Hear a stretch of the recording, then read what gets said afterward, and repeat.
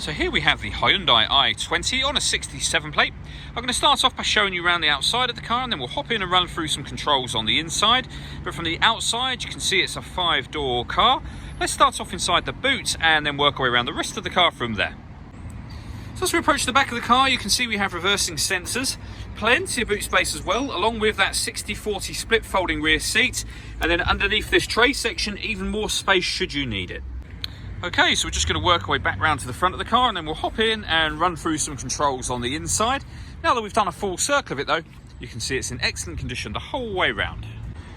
Just briefly before we climb in, I think it's well worth seeing the interior from this exterior point of view. There's plenty to run through on the dashboard, so let's hop in and we'll do that now. Okay, now that we're inside the car, we're going to start with the dials. On the left-hand side, we have the rev counter, and on the right-hand side, the speedometer. In the middle, you can see the total miles for this car, which are 29,718. If we back out to the steering wheel, on the left-hand side, we have stereo and phone controls, including voice activation for the phone. And on the right-hand side, we have cruise control and speed limiter.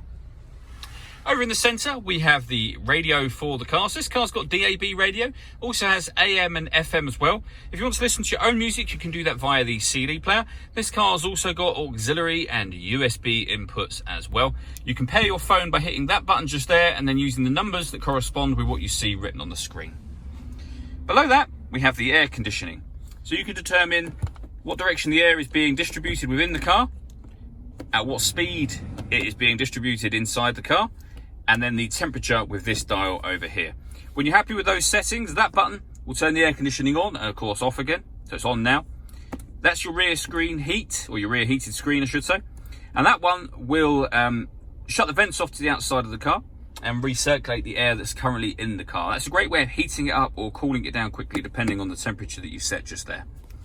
Under that, we have a 12-volt charging socket, as well as the auxiliary and USB inputs that I mentioned a moment ago, a 5-speed manual gearbox, and then this button will turn off the parking sensors.